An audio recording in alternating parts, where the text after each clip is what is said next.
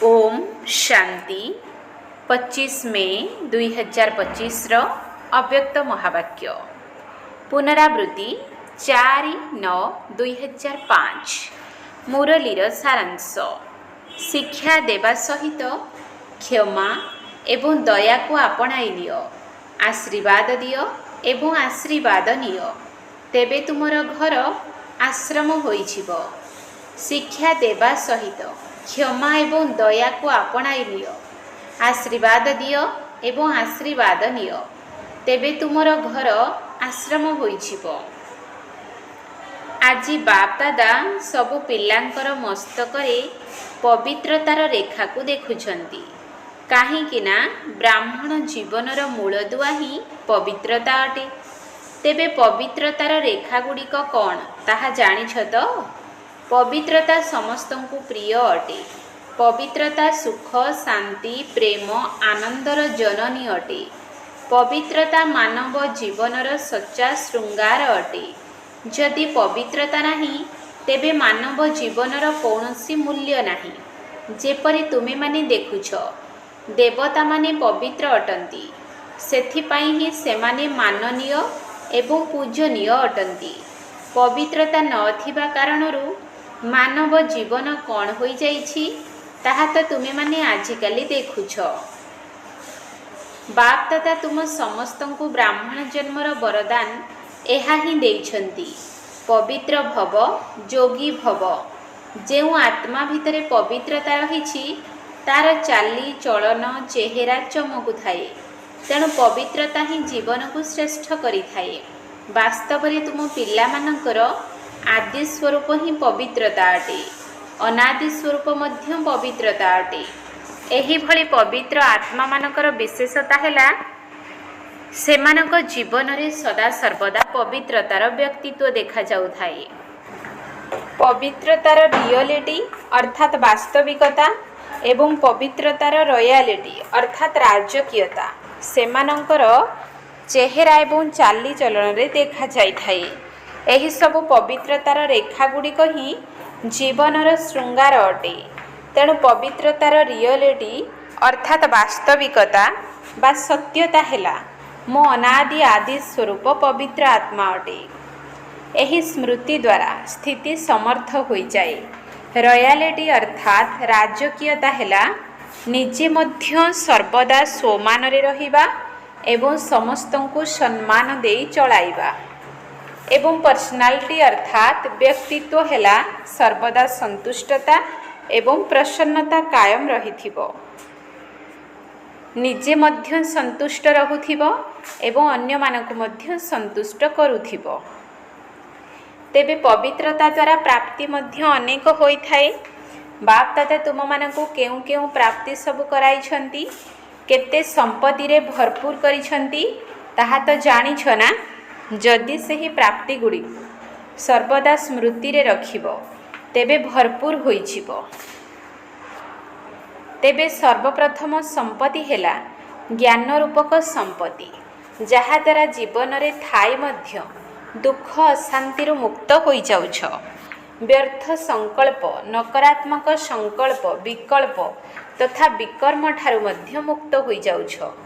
जदि कौनसी भी व्यर्थ संकल्प वा विकल्प आसुछि तेबे ज्ञान बल द्वारा विजयी होई जाउछ। द्वितीय संपत्ति हैला स्मृति बा जोग जहा आधार रे शक्ति गुड़िक प्राप्त हेउछि एवं सही शक्ति गुड़िक आधार रे सर्व समस्या को सर्व विघ्न को सहजरे अतिक्रम करि जाउछ। तृतीय संपत्ति हैला धारणा रूपक संपत्ति जहा आधार रे सर्वगुणर प्राप्ति हेउछि एवं चतुर्थ संपत्ति हैला सेवा जहा द्वारा सेवा पाउथिबा आत्मा मानक ठारू आशीर्वाद मिलुछि एवं खुशी मध्य प्राप्त हेउछि। तेणु एतिकी गुड़िए संपत्ति बाबांक द्वारा सबु पिलांको प्राप्त हेउछि। बाबा मध्य समस्तंको एका भଳି ही संपत्ति देउछंती काहाको कम काहाको अधिक देउ नाहंती। किंतु नेबा वालांक भितरे फरक आसी जाउछि। केतेक पिला तो संपत्ति को पाइबा परे ताको खाई पी मौज मजलिस करी संपत्ति को शेष करी देउछंती।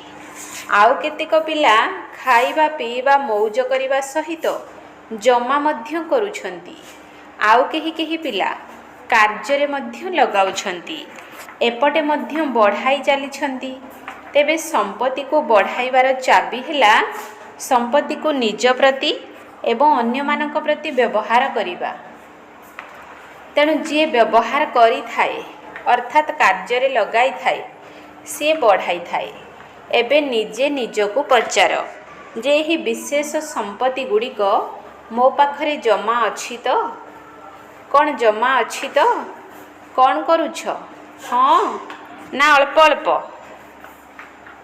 ଯାହା ପାଖରେ ଏହି ସବୁ ସମ୍ପତ୍ତି ଗୁଡ଼ିକ ଜମା ଅଛି ସେ ସର୍ବଦା ଭରପୁର ରହିଥିବ।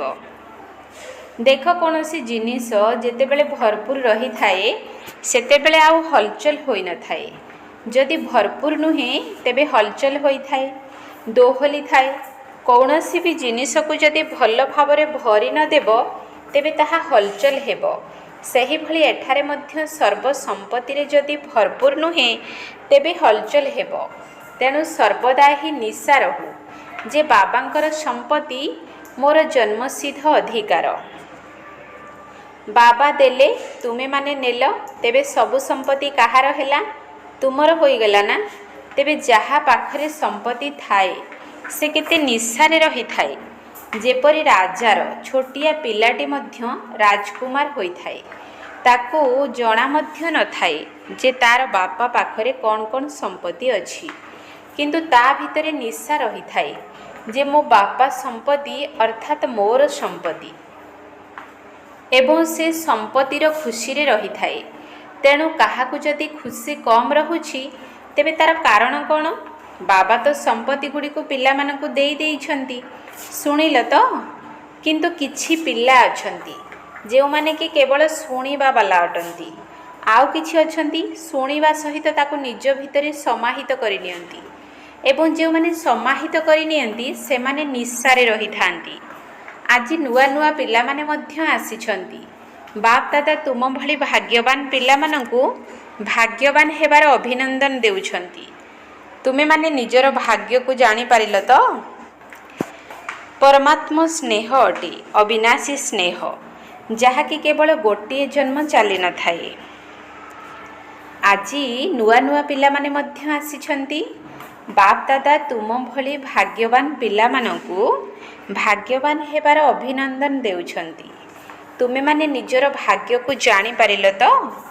ପରମାତ୍ମା ସ୍ନେହ ଅଟେ, ଅବିନାଶୀ ସ୍ନେହ, ଯାହାକି କେବଳ ଗୋଟିଏ ଜନ୍ମ ଚାଲିନଥାଏ, ଅନେକ ଜନ୍ମ ପର୍ଯ୍ୟନ୍ତ ସଦାସର୍ବଦା ଏହି ସ୍ନେହ କାୟମ ରହିଥାଏ। କାହିଁକି ନା ବର୍ତ୍ତମାନ ଯେଉଁ ସମୟ ଚାଲୁଛି ଏହି ସମୟ ମଧ୍ୟ ସଙ୍ଗମ ଯୁଗ ବା ଭାଗ୍ୟବାନ ଯୁଗ ଅଟେ। ସତ୍ୟ ଯୁଗକୁ ମଧ୍ୟ ଭାଗ୍ୟବାନ ଯୁଗ କୁହାଯାଏ, କିନ୍ତୁ ବର୍ତ୍ତମାନ ସଙ୍ଗମ ଯୁଗର ସମୟ ତାଠାରୁ ମଧ୍ୟ ଅଧିକ ଭାଗ୍ୟବାନ ଯୁଗ ଅଟେ। କାହିଁକି ଜାଣିଛ? ଏହି ସଙ୍ଗମ ଯୁଗରେ ହିଁ ବାବାଙ୍କ ଦ୍ୱାରା ଅଖଣ୍ଡ ଭାଗ୍ୟର ବରଦାନ ଏବଂ ସମ୍ପତ୍ତି ପ୍ରାପ୍ତ ହୋଇଥାଏ। ତେଣୁ ଏହିଭଳି ସଙ୍ଗମ ଯୁଗର ଭାଗ୍ୟବାନ ସମୟରେ ତୁମେ ସମସ୍ତେ ନିଜର ଭାଗ୍ୟ ନେବା ପାଇଁ ଏଠାରେ ପହଞ୍ଚି ଯାଇଛ। ତେବେ ବାପ ଦାଦା ପିଲାମାନଙ୍କୁ ଗୋଟିଏ ବହୁତ ସହଜ ପୁରୁଷାର୍ଥର ବିଧି ବତାଉଛନ୍ତି। ତୁମେମାନେ ସହଜ ବିଧି ଜାଣିବାକୁ ଚାହୁଁଛ ନା? କଷ୍ଟକର ବିଧି ତ ଚାହୁଁନାହଁ ନା? ଏମାନଙ୍କୁ ତ ଭାଗ୍ୟ ଗଢ଼ିବାର ସହଜ ବିଧି ମିଳିଯାଇଛି। କ'ଣ ମିଳିଯାଇଛି ତ? ତେଣୁ ତୁମେମାନେ ଆଉ କିଛି ବି କର ନାହିଁ। ବାସ୍, ସବୁଠାରୁ ସହଜ ବିଧି ହେଲା ଗୋଟିଏ ହିଁ କାମ କର। ଗୋଟିଏ କାମ ତ କରିପାରିବ ନା? ହଁ କୁହ, ନଚେତ୍ ନା କୁହ। କୁହ ହାଁଛି। ତେବେ ସବୁଠାରୁ ସହଜ ବିଧି ହେଲା ଅମୃତବେଳା ଠାରୁ ଆରମ୍ଭ କରି ଯିଏ ବି ମିଳିବେ ସମସ୍ତଙ୍କ ଠାରୁ ଦୁଆ ଅର୍ଥାତ୍ ଆଶୀର୍ବାଦ ନିଅ ଏବଂ ଆଶୀର୍ବାଦ ଦିଅ। ଚାହିଁ କ୍ରୋଧୀ ଆତ୍ମା ବି ତୁମ ପାଖକୁ ଆସୁ, ତାକୁ ବି ଦୁଆ ଦିଅ ଏବଂ ଦୁଆ ନିଅ। କାହିଁକି ନା ଦୁଆ ହିଁ ତୀବ୍ର ପୁରୁଷାର୍ଥର ସହଜ ଯନ୍ତ୍ର ଅଟେ। ଯେପରି ବିଜ୍ଞାନ ଦ୍ୱାରା ରକେଟ ତିଆରି ହୋଇଛି ନା, ତାହା କେତେ ଶୀଘ୍ର କାର୍ଯ୍ୟ କରିଦେଉଛି, ସେହିପରି ଆଶୀର୍ବାଦ ଦେବା ଏବଂ ଆଶୀର୍ବାଦ ନେବା ଏହା ମଧ୍ୟ ଆଗକୁ ବଢ଼ିବାର ଏକ ବହୁତ ସହଜ ସାଧନ ଅଟେ। ଅମୃତ ବେଳାରେ ବାବାଙ୍କ ଠାରୁ ସହଜ ଯୋଗ ଦ୍ୱାରା ଆଶୀର୍ବାଦ ନିଅ ଏବଂ ସାରା ଦିନ ସମସ୍ତଙ୍କୁ ଆଶୀର୍ବାଦ ଦିଅ। କ'ଣ ଏହା କରିପାରିବ? ଯଦି କରିପାରିବ ତେବେ ହାତ ଉଠାଅ। ଯଦି କେହି ତୁମକୁ ବଦଦୁଆ ଅର୍ଥାତ୍ ଅଭିଶାପ ଦେବ ତେବେ କ'ଣ କରିବ? ଯଦି ତୁମକୁ ବାରମ୍ବାର ବିରକ୍ତ କରିବ ତେବେ କ'ଣ କରିବ? ଦେଖ, ତୁମେମାନେ ପରମାତ୍ମା ପିତାଙ୍କର ସନ୍ତାନ, ଦାତାଙ୍କର ସନ୍ତାନ। ଦାତା ଅଟ ନା? ମାଷ୍ଟର ଦାତା ତ ଅଟ ନା? ତେବେ ଦାତାର କାମ କ'ଣ ହୋଇଥାଏ? ଦେବା। ତେବେ ସବୁଠାରୁ ଭଲ ଜିନିଷ ହେଲା ଆଶୀର୍ବାଦ ଦେବା। ବ୍ୟକ୍ତି ଯେପରି ବି ହୋଇଥାଉ, କିନ୍ତୁ ତୁମର ଭାଇ ବା ଭଉଣୀ ତ ଅଟେ ନା? ପରମାତ୍ମାଙ୍କର ସନ୍ତାନ ତ ଭାଇ ଭଉଣୀ ଅଟ ନା? ଇଏ ପରମାତ୍ମାଙ୍କର ସନ୍ତାନ ଅଟେ, ମୋର ଈଶ୍ୱରୀୟ ଭାଇ ବା ଈଶ୍ୱରୀୟ ଭଉଣୀ ଅଟେ। ତେବେ ତାକୁ କ'ଣ ଦେବ? କ'ଣ ଅଭିଶାପ ଦେବ କି? ବାବା କେବେ କାହାକୁ ଅଭିଶାପ ଦିଅନ୍ତି କି? କେବେ ଦେବେ? କାହାକୁ ଦେଇଛନ୍ତି? ହଁ କିମ୍ବା ନା କୁହ, କିଛି ତ କୁହ। ତେବେ ବହୁତ ଖୁସିରେ ରହିବ। କାହିଁକି ଜାଣିଛ? ଯଦି ବଦଦୁଆ ଅର୍ଥାତ୍ ଅଭିଶାପ ଦେଲା ବାଲାକୁ ତୁମେ ଦୁଆ ଦେବ, ସେ ତୁମକୁ ଦେଉ କି ନ ଦେଉ, କିନ୍ତୁ ତୁମେ ତାକୁ ଦୁଆ ଦେବ, ତେବେ ଦୁଃଖ କାହିଁକି ଲାଗିବ? ତେଣୁ ବାପ ଦାଦା ଏଠାକୁ ଆସିଥିବା ସବୁ ପିଲାମାନଙ୍କୁ ଗୋଟିଏ ବରଦାନ ଦେଉଛନ୍ତି। ଯଦି ବରଦାନକୁ ମନେ ରଖିବ ତେବେ ସର୍ବଦା ଖୁସିରେ ରହିବ। କ'ଣ ବରଦାନ ଶୁଣାଇବା? ଶୁଣିବ? ବରଦାନଟି ହେଲା, ଯଦି କେହି ତୁମକୁ ଦୁଃଖ ଦେଉଛି ତେବେ ତୁମେ ଦୁଃଖ ନିଅ ନାହିଁ। ସେ ଦେଉଥାଉ, କିନ୍ତୁ ତୁମେ ନିଅ ନାହିଁ। କାହିଁକି ନା ଦେବାବାଲା ତ ଦେଲା, କିନ୍ତୁ ନେବାବାଲା ତ ତୁମେ ଅଟ ନା? ଦେବାବାଲା ନିଜେ ତ ନେବାବାଲା ନୁହେଁ। ଯଦି ସେ ତୁମକୁ ଖରାପ ଜିନିଷ ଦେଉଛି, ଦୁଃଖ ଦେଉଛି, ଅଶାନ୍ତି ଦେଉଛି, ଏହା ତ ଖରାପ ଜିନିଷ ଅଟେ ନା? କ'ଣ ତୁମମାନଙ୍କୁ ଦୁଃଖ ପସନ୍ଦ ଅଟେ କି? ନୁହେଁ ନା? ତେବେ ତାହା ତ ଖରାପ ଜିନିଷ ହୋଇଗଲା ନା? ଖରାପ ଜିନିଷକୁ କ'ଣ ଗ୍ରହଣ କରାଯାଏ କି? କେହି ଯଦି ତୁମକୁ ଖରାପ ଜିନିଷ ଦେବ, ତୁମେ କ'ଣ ନେଇଯିବ? ନେବ ନାହିଁ ନା? ତେବେ ପୁଣି ନେଉଛ କାହିଁକି? ନେଇଯାଉଛ ନା? ଯଦି ତୁମେ ଦୁଃଖ ନେଉଛ, ତେବେ ଦୁଃଖୀ କିଏ ହେଉଛି? ତୁମେ ହେଉଛ ନା ସିଏ ହେଉଛି? ନେବାବାଲା ହିଁ ଅଧିକ ଦୁଃଖୀ ହୋଇଥାଏ। ଯଦି ଏବେଠାରୁ ଦୁଃଖ ନେବ ନାହିଁ, ତେବେ ତୁମର ଅଧା ଦୁଃଖ ତ ଦୂର ହୋଇଗଲା, କାରଣ ନେଲ ନାହିଁ ନା। ପୁଣି ଦୁଃଖ ବଦଳରେ ଯଦି ତୁମେ ତାକୁ ଦୁଆ ଦେବ, ତେବେ ତ ଦୁଆ ମିଳିବ ନା। ତେବେ ସୁଖୀ ମଧ୍ୟ ରହିବ ଏବଂ ଆଶୀର୍ବାଦ ରୂପୀ ସମ୍ପତ୍ତିରେ ମଧ୍ୟ ଭରପୁର ହୋଇ ଚାଲିବ। ତେଣୁ ପ୍ରତ୍ୟେକ ଆତ୍ମା ଠାରୁ ସେ ଯେମିତି ବି ହୋଇଥାଉ, ତୁମେ ତାଠାରୁ ଆଶୀର୍ବାଦ ନିଅ। ଶୁଭ ଭାବନା, ଶୁଭ କାମନା ରଖ। ତେବେ କେବେ କ'ଣ ହୁଏ କି? କେହି କେହି ଏଭଳି କାମ କରନ୍ତି ଯାହାକି ତାଙ୍କୁ ଶିକ୍ଷା ଦେବା ପାଇଁ ମଧ୍ୟ ଚେଷ୍ଟା କରିଥାଅ। ଚିନ୍ତା କର, ଏହାକୁ ଠିକ୍ କରିଦିଅନ୍ତି, ତେଣୁ ଶିକ୍ଷା ଦେଇଥାଅ। ତେବେ ଶିକ୍ଷା ମଧ୍ୟ ଦିଅ, କିନ୍ତୁ ଶିକ୍ଷା ଦେବାର ସର୍ବୋତ୍ତମ ବିଧି ହେଲା କ୍ଷମା ସ୍ୱରୂପ ହୋଇ ଶିକ୍ଷା ଦିଅ।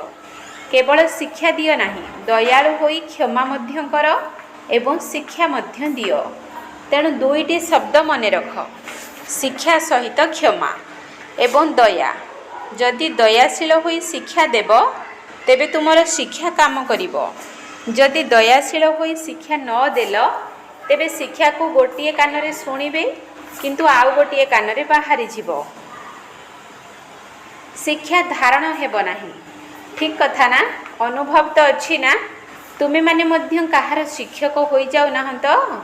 ତେବେ ଶିକ୍ଷକ ହେବା ଶୀଘ୍ର ହୋଇଯାଉଛି, କିନ୍ତୁ ତା ସହିତ କ୍ଷମା କରିବା ମଧ୍ୟ ହେଉ। ଉଭୟ ଏକାଠି ହେବା ଦରକାର। ଏବେଠାରୁ ହିଁ ଦୟା ଭାବ ରଖିବା ଆରମ୍ଭ କର। ଏହାର ବିଧି ହେଲା ଶୁଭ ଭାବନା, ଶୁଭ କାମନା। ଯେପରି କୁହନ୍ତି ନା, ସଚ୍ଚା ସ୍ନେହ ପଥରକୁ ମଧ୍ୟ ପାଣି କରିଦିଏ। ସେହିପରି କ୍ଷମା ସ୍ୱରୂପ ହୋଇ ଶିକ୍ଷା ଦେବା ଦ୍ୱାରା ତୁମେ ଯେଉଁ କାର୍ଯ୍ୟ କରୁଛ, ଏହା ନ କରୁ ବା ଏଭଳି ନ ହେଉ, ତାହା ପ୍ରତ୍ୟକ୍ଷରେ ଦେଖାଯିବ।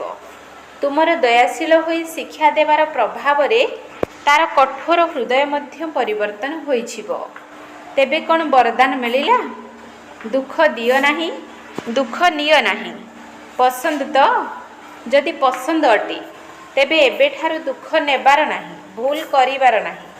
ଯଦି ବାବା କାହାକୁ ଦୁଃଖ ଦେଉନାହାନ୍ତି, ତେବେ ଫଲୋ ଫାଦର ତ କରିବ ନା, ଏବଂ କରୁଛ ମଧ୍ୟ, କିନ୍ତୁ କେବେ କେବେ ଟିକିଏ ଟାଣ କଥା କହିଦେଉଛ, ଆଉ କହିବ ନାହିଁ। ଦୟା ଭାବ ରଖ। ଦୟା ରଖିବା ସହିତ ଶିକ୍ଷା ଦିଅ। ବାରମ୍ବାର କାହାକୁ ଆକଟ କରି କହିବା ଦ୍ୱାରା ସେହି ଆତ୍ମା ଶତ୍ରୁ ପାଲଟିଯାଏ, ତା ଭିତରେ ଘୃଣା ଭାବ ଆସିଯାଏ। ତୁମେ ତ ପରମାତ୍ମାଙ୍କର ସନ୍ତାନ ଅଟ ନା, ତେବେ ବାବା ଯେପରି ପତିତକୁ ମଧ୍ୟ ପବିତ୍ର କରୁଛନ୍ତି, ସେହିପରି ତୁମେମାନେ କ'ଣ ଦୁଃଖୀ ଆତ୍ମାକୁ ସୁଖ ଦେଇପାରିବ ନାହିଁ? ତେଣୁ ଏବେଠାରୁ ଯାଇ ପରୀକ୍ଷା କରି ଦେଖ। କ'ଣ ପରୀକ୍ଷା କରିବ ତ? ତେବେ ଦାନ ପୁଣ୍ୟର କର୍ମ ପ୍ରଥମେ ନିଜ ଘରୁ ହିଁ ଆରମ୍ଭ କରାଯାଏ। ପରିବାରରେ ଯଦି କିଏ ତୁମକୁ ଦୁଃଖ ଦେଉଛି, ତେବେ ତୁମେ ନିଅ ନାହିଁ, ତାକୁ ଆଶୀର୍ବାଦ ଦିଅ, ଦୟାଳୁ ହୁଅ। ପ୍ରଥମେ ନିଜର ଘରବାଲାଙ୍କୁ ଦୟା କର। ତୁମର ଘରର ପ୍ରଭାବ ସାହିରେ ପଡ଼ିବ, ସାହିର ପ୍ରଭାବ ଦେଶରେ ପଡ଼ିବ, ଦେଶର ପ୍ରଭାବ ବିଶ୍ୱରେ ପଡ଼ିବ। ସହଜ ଅଟେ ନା? ନିଜ ପରିବାରରୁ ହିଁ ଆରମ୍ଭ କର। କାହିଁକି ନା ପରିବାରରେ ଜଣେ ବି ଯଦି କ୍ରୋଧ କରୁଛି, ତେବେ ଘରର ବାତାବରଣ କ'ଣ ହୋଇଯାଉଛି? ଘର ଭଳି ଲାଗୁଛି ନା ଯୁଦ୍ଧକ୍ଷେତ୍ର ଭଳି ଲାଗୁଛି? ସେହି ସମୟରେ ଭଲ ଲାଗୁଛି ନୁହେଁ ନା? ଏହା ତୁମମାନଙ୍କ ପାଇଁ ମଧ୍ୟ ଅଟେ। ଆଜି ଭିଆଇପି ମାନଙ୍କ ସହିତ ମଧୁବନ ନିବାସୀ ସମର୍ପିତ ଭାଇ ଭଉଣୀମାନେ ମଧ୍ୟ ସମ୍ମୁଖରେ ବସିଛନ୍ତି। ତେଣୁ ନିଜର ସାଥୀମାନଙ୍କ ଠାରୁ, ନିଜର କାର୍ଯ୍ୟକର୍ତ୍ତାମାନଙ୍କ ଠାରୁ ଦୁଃଖ ନେବାର ନାହିଁ କି ଦୁଃଖ ଦେବାର ନାହିଁ। ଆଶୀର୍ବାଦ ଦିଅ, ଆଶୀର୍ବାଦ ନିଅ।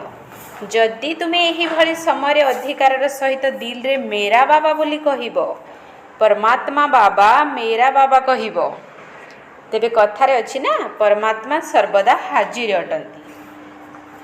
ଯଦି ତୁମେ ଦିଲର ସହିତ ଅଧିକାର ରୂପରେ ଏହିଭଳି ସମୟରେ ମେରା ବାବା କହିଲ, ତେବେ ହଜୁର ବାବା ହାଜିର ହୋଇଯିବେ।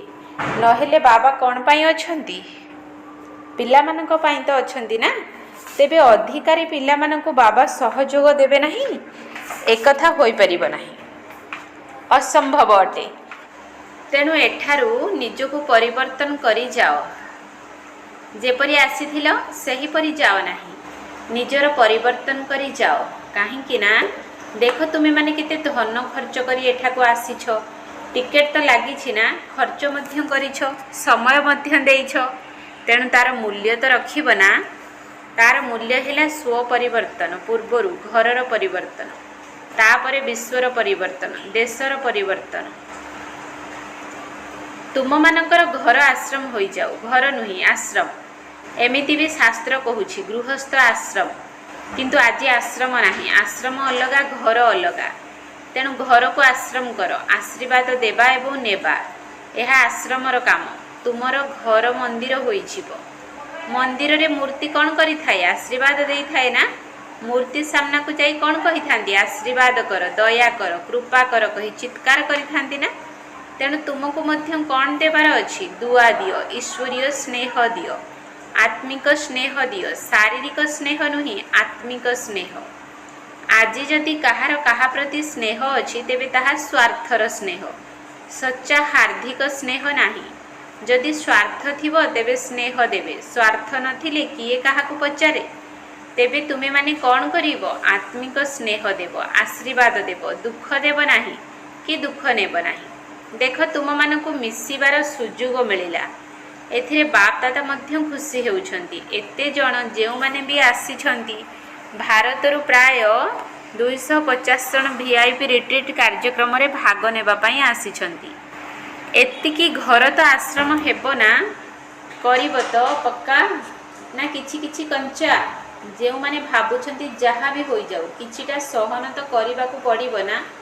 ସମାହିତ କରିବାର ଶକ୍ତିକୁ କାର୍ଯ୍ୟରେ ଲଗାଇବାକୁ ପଡ଼ିବ।